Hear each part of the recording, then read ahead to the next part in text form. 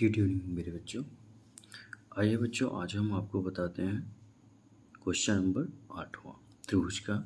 देखते हैं क्वेश्चन हमारा क्या कहता है बेटा, इसको सॉल्व करते हैं। ठीक है, क्वेश्चन कह रहा है बेटा कि प्रमेय 6.2 का प्रयोग करते हुए सिद्ध कीजिए कि एक त्रिभुज की किन्हीं दो भुजाओं के मध्य बिंदुओं को मिलाने वाली रेखा तीसरी भुजा के समांतर होती है। मतलब इस बार ये दिया है कि ये जो है मध्य बिंदु पर है। ठीक है, तो जो दिया है बेटा उसको हम क्या कर देते हैं, नोट कर लेते हैं सबसे पहले।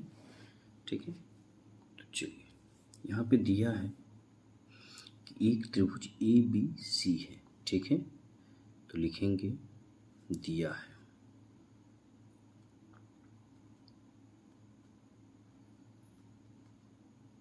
क्या दिया बेटा कि ए बी सी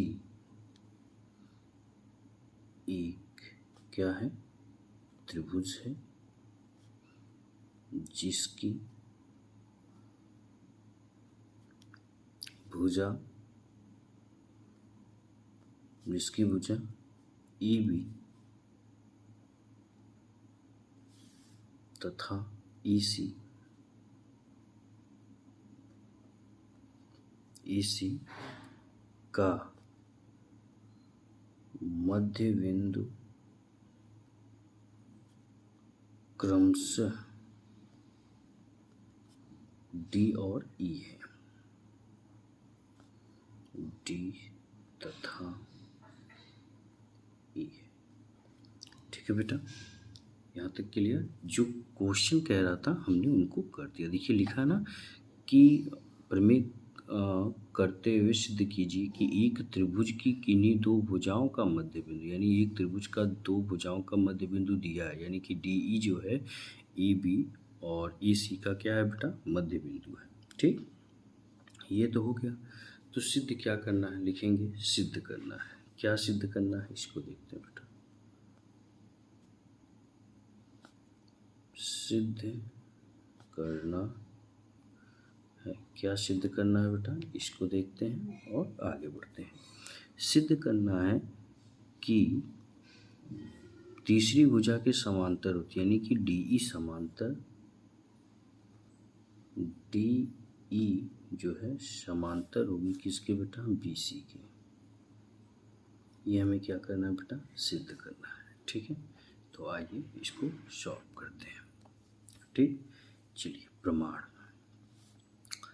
सॉल्व क्या है आपका, लिखेंगे तब ए डी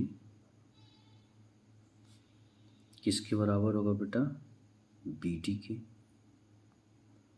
क्यों बराबर है, क्योंकि ये दिया है। और दिया क्या है बेटा कि ए बी का मध्य बिंदु क्या है, डी है, इसलिए ए डी बराबर डी। ठीक है बेटा, दूसरा ए ई बराबर किसके बेटा, ई सी के। ये भी क्या है, दिया है।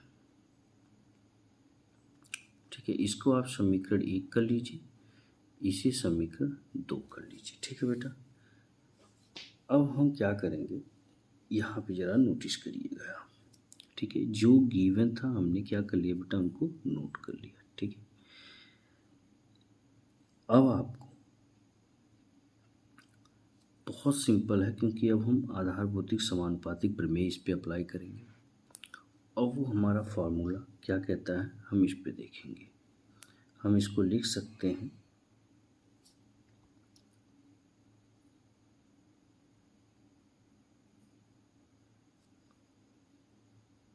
ठीक है बेटा, इसको हम लिख सकते हैं A D upon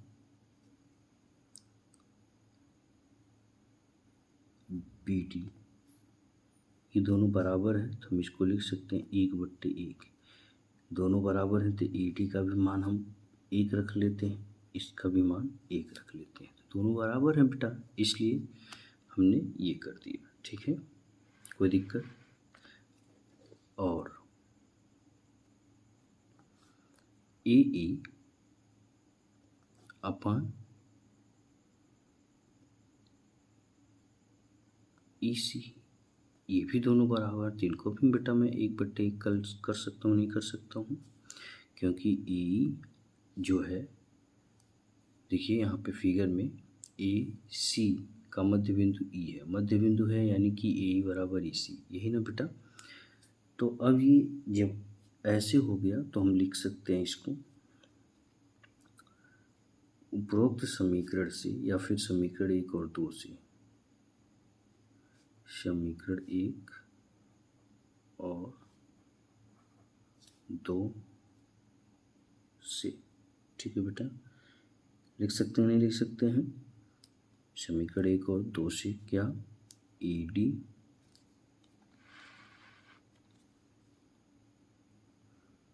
upon B D बराबर होंगे बेटा ए ई अपान ई सी के। ये तो क्लियर हो गया। जब ये क्लियर हो गया तो हम लिख सकते हैं इसलिए क्या, इसलिए डी ई समांतर होगा बी सी के। यही हमें क्या करना था बेटा, प्रूव करना था। ठीक, आई होप आपको ये समझ में आ गए होंगे। और किससे प्रूव्ड हुआ है, बी पी टी, ये नियम है। ठीक है, नियम ये कहता है यदि किसी त्रिभुज के दो भुजाओं का मध्य बिंदु समानुपाती होता है तो वह तीसरी भुजा की क्या होती है, समांतर होती है, यानी कि डी ई जो पैरेलल होगा किसके होगा, बी सी के। ठीक है, ये हमारा प्रूव्ड हो गया। Thank you.